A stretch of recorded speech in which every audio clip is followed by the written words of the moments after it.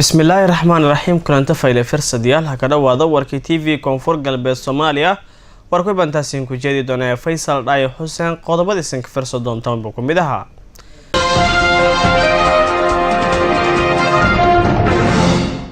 shir degdeg ah oo iskuulan golaha wasiirada dowlad goboleedka koonfur galbeed Soomaaliya oo shir gadoomiye madaxweynaha dowladda koonfur galbeed mudane Shariif Xasan Sheekh Aadan Kaason la kaansi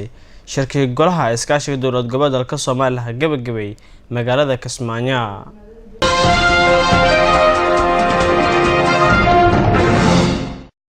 kulan ku hadalaya arrimaha dastuurka dalka Soomaaliya muddo maana ku daray magaalada Baydhabo geekal gabagabay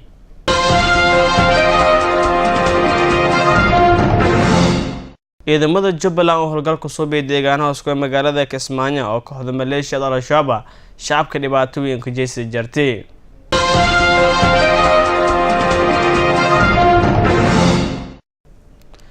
muddo ku badan 20 sano ayaa wali barheedlan furay xuduuda wadanka Itoobiya la tariya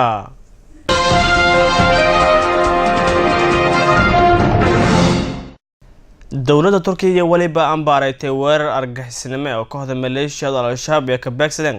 masaajidka kiyaala degmada Hodan ee gobolka Banaadir